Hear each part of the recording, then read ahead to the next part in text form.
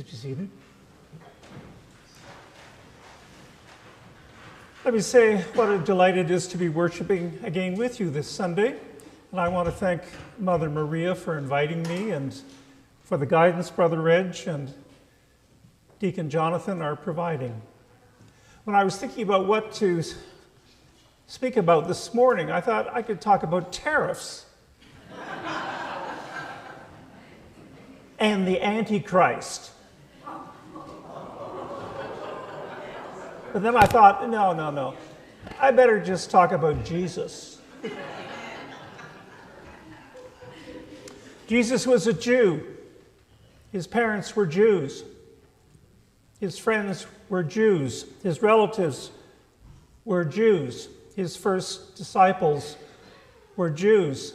His opponents were Jews. It shouldn't surprise us that Christianity derives from Hebrew soil. The faith of Jews, the faith of Christians have much in common. But what distinguishes these faiths? How do they differ? On one crucial point. Christians believe the Messiah has come. Orthodox Jews still wait in hope.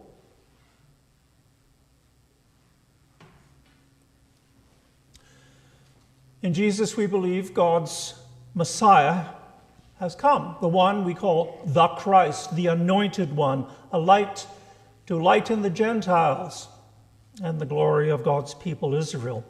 So Jesus is the Messiah for everyone, Jews and Gentiles alike. Wasn't that Paul's main message? Two peoples, Jews and Gentiles, finally united in one people of God, one family of God. The Messiah is God's great epiphany, offering peace, purpose, intimacy with God, and connection with one another as the people of God. The whole witness of the New Testament is that the Messiah has come. In Jesus, there is a new covenant, a new people, a new creation. In Jesus, God has visited and redeemed his struggling, wayward, searching people. God's light has come. Now the trick is to follow that light, to live what we believe. We see that being worked out already in Paul's letter to the Romans, chapter 12, we heard today. How to live together, to live what we believe. So the New Testament scriptures really, we see the working out of the implications of the arrival of this Messiah.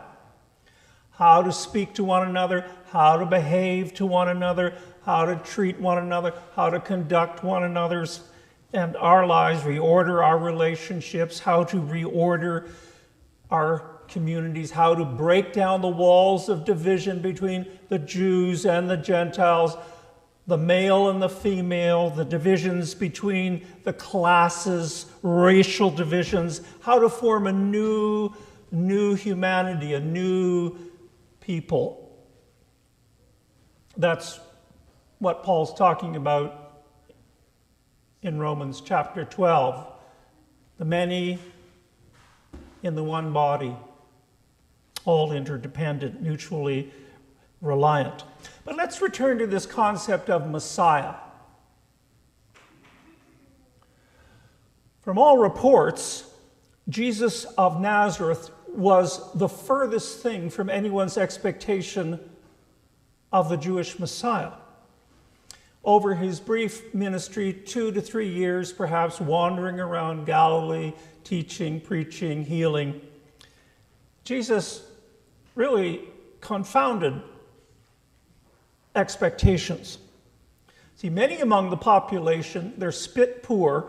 They're looking anxiously for a revolutionary Messiah, a militant Messiah, Che Guevara, freedom fighter, who's going to ride into Jerusalem with his armed zealots to overthrow the Roman oppressors and to restore the pride, the dignity of Israel. Jesus did just the opposite. He rode into Jerusalem on a donkey, forsaking all acts of violence. He bent the rules of Judaism. He broke some of the rules. He healed on the Sabbath. He ate and drank with outcasts and sinners. He mixed with foreigners, despised Samaritans. He collaborated, and those collaborating tax collectors, taking graft from the Roman oppressors. He befriended women. Imagine. He included them among his followers. He met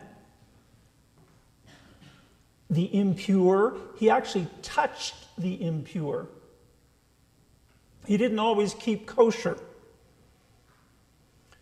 He debated with the learned scribes. He confounded the fastidious Pharisees. Finally, we know how the story ends.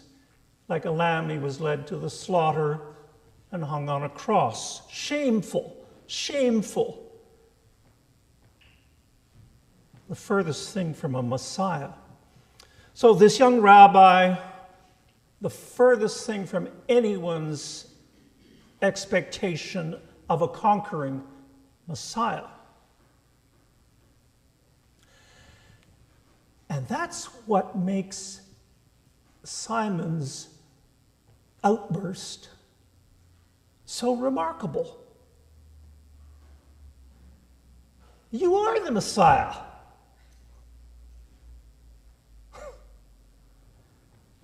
Simon sees what others are unable to see. Jesus says to his 12, lots of people are wondering about my identity. Am I like a prophet like Jeremiah, Elijah? But who do you say I am? And the penny drops. Thank goodness for Simon, that colorful character we call Peter. My parents named me well. Right or wrong, he's first out of the gate. He's the first to leave his nets and follow Jesus. He's the first one over the gunwales of the boat, walking on water. He's the first to volunteer his opinions. Reckless, impulsive Peter stumbles on the answer first. And for that, Jesus pronounces him blessed. Blessed are you, Simon Bar-Jonah, and gives him a new name. You are Petros, no doubt with a chuckle. And on this Petra, I'll build my church. In Greek, it's a pun. The masculine form of rock and the feminine form. Petros is a little pebble or stone, right? Petra is a gigantic boulder, which makes Peter a chip off the old block. Even the powers of hell won't prevail against the church founded on his faith. Remember the first time I walked in to St. Peter's Basilica in Rome, this magnificent monument of Michelangelo, and I was about 22 years of age, and I go under the great dome of St. Peter, and I see inscribed around the dome, Tu es Petrus et super hanc illum ecclesiam edificabo ecclesiam meum. Thou art Peter, and on this rock I build my church. You really get a sense of that in Rome. That's the whole Roman theology. It's built on literally the bones of Peter, and we erect our church on the witness and faith of Peter. So with this renaming, Jesus hands him the keys of authority. Not the keys of domination and coercion, but the keys of service and servitude and servanthood. The keys to carrying on the mission of the Messiah. The one who came not to be served, but to serve. So why did Jesus decide to pick this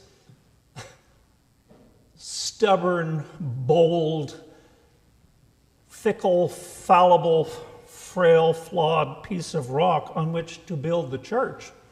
You have to remember, isn't Peter the one who denied Jesus 3 times? Never seen him before in my life.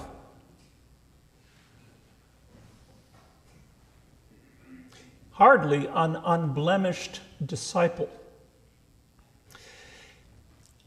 No, he may not have been a flawless character, but I am glad that Peter is the one in charge of heaven's gates.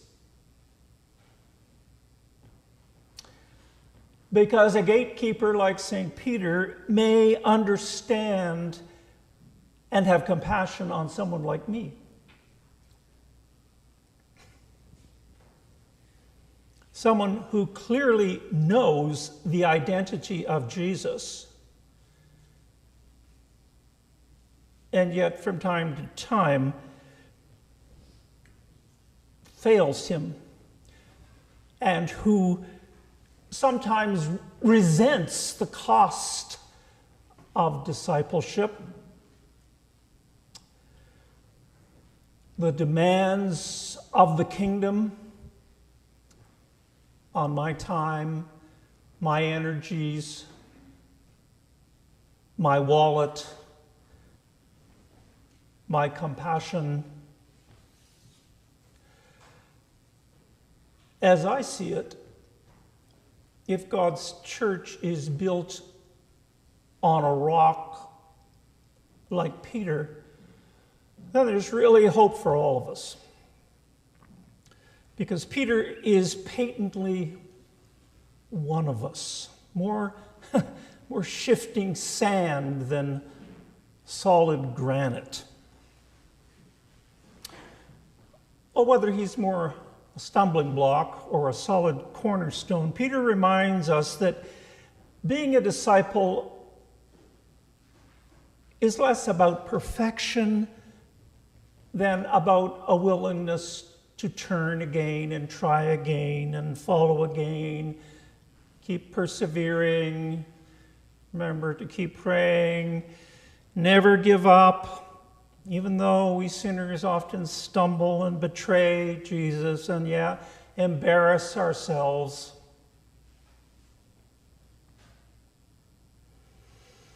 I think for every follower of the Messiah, it's always a struggle to live what we believe. But it's a comfort, I think, to know that we're all really related to Peter. He's our kin, we're fellow disciples, we're all just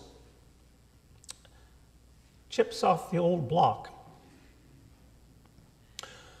Well, this insight may help us again to accept God's forgiveness and take ourselves less seriously.